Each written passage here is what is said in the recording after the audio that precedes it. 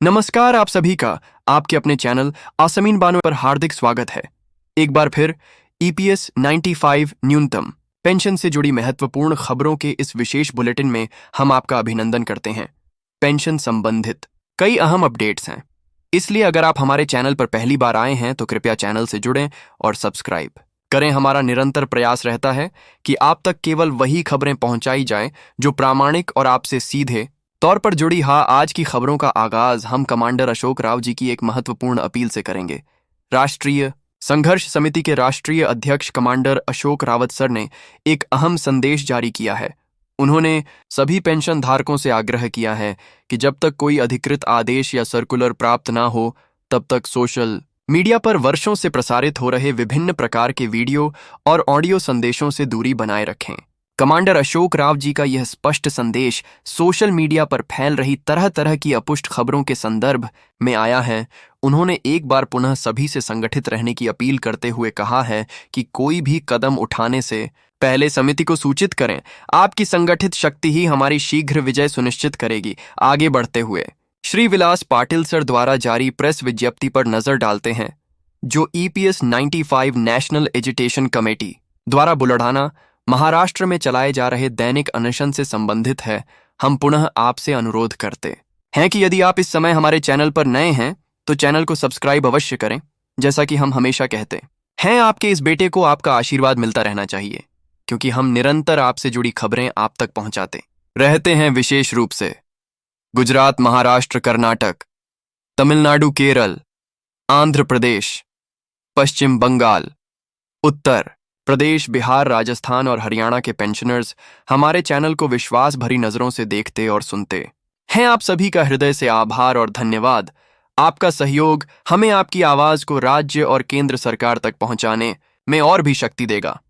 देखिए, 3 जून 2025 मंगलवार को एनआईसी मुख्यालय बुल्ढाना, महाराष्ट्र में माननीय जिलाधिकारी कार्यालय के समक्ष ईपीएस पंचानी पेंशन धारकों के श्रृंखलाबद्ध अनशन आंदोलन के 6 वर्ष पूर्ण होकर 7वें वर्ष का 162वां दिन था। राष्ट्रीय संघर्ष समिति के नेता श्री बीयूएस नारखेड़े जी और श्री एस.डी. ठोके जी ने आज के अनशन में भाग लिया। एनआईसी टीम ने माननीय बुल्ढाना जिलाधारी के माध्यम से माननीय प्रधानमंत्री जी के नाम एक ज्ञापन भी सौंपा। इसी खबर का अंग्रेजी रूपांतरण भी है। EPS 95 pensioners chain Hunger strike agitation at NSE headquarter Budhana, Maharashtra in front of Hub district. Collector office 6 years completed and 16 second day. On 7th year NIC leaders, Mr. B.S. Narkhedi G and Mr. S.T. Thoki G are fasting in today chain hunger agitation. The memorandum addressed to Hubble Prime Minister through Humble Collector Buldhana handed over by NSE team. हम उन सभी का धन्यवाद करते हैं जिन्होंने इस भीषण गर्मी में भी अपना बहुमूल्य समय देकर टीम को मजबूती प्रदान की है। चलिए अब एक और महत्वपूर्ण खबर की ओर बढ़ते हैं जो पेंशन अदालत से जुड़ी है। जानकारी के अनुसार लंबित पारिवारिक पेंशन प्रकरणों का निस्तारण किया जाएगा। कर्मचारी पेंशन योजना के अंतर्गत पेंशन अदालत में 415 लंबित पारिवारिक पेंशन मामलों को पुनः शुरू करने की प्रक्रिया होगी। केंद्रीय मंत्री डॉ. जितेंद्र सिंह विज्ञान भवन, नई दिल्ली में 13वीं पेंशन अदालत कार्यक्रम की अध्यक्षता करेंगे। लंबे समय से अटके इन 4 से 15 पारिवारिक पेंशन भोगियों की शिकायतों का निवारण किया जाएगा। पेंशन एवं पेंशन भोगी कल्याण विभाग, कार्मिक लोक शिकायत एवं पेंशन राज्य मंत्री डॉ. जितेंद्र सिंह की अध्यक्षता में 4 जून 2025 को विज्ञान भवन, नई दिल्ली में पारिवारिक पेंशन विषय पर 13वीं पेंशन अदालत का आयोजन हुआ। इस अदालत में 19 विभिन्न विभागों तथा मंत्रालयों से संबंधित 415 पारिवारिक पेंशन मामलों की शिकायतों पर सुनवाई प्रस्तावित है, जिसका उद्देश्य पुराने और लंबे समय से लंबित प्रकरणों का समाधान करना है।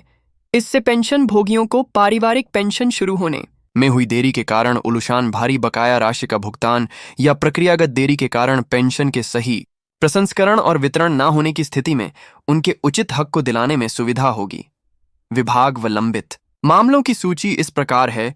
केंद्रीय प्रत्यक्ष कर बोर्ड, आयकर, 3 केंद्रीय अप्रत्यक्ष कर एवं सीमा शुल्क बोर्ड, 2 कृषि अनुसंधान और शिक्षा विभाग, 1 वाणिज्य कर विभाग, 1 रक्षा वित्त विभाग, 8 रक्षा उत्पादन विभाग, एक रक्षा अनुसंधान एवं विकास विभाग, एक भूतपूर्व सैनिक कल्याण विभाग, 62 व्यय विभाग, एक वित्तीय सेवा विभाग, बैंकिंग इंग प्रभाग, 12 कार्मिक एवं प्रशिक्षण विभाग, एक कर्मचारी भविष्य निधि संगठन, 3 नागरिक उड्डयन मंत्रालय, 2 विदेश मंत्रालय, 1 गृह मंत्रालय, 40 आवास और शहरी कार्य मंत्रालय, एक रेल मंत्रालय, रेलवे बोर्ड, 5 भारत के नियंत्रक एवं महालेखा परीक्षक का कार्यालय, 2 और पीसीडीए प्रयागराज 208।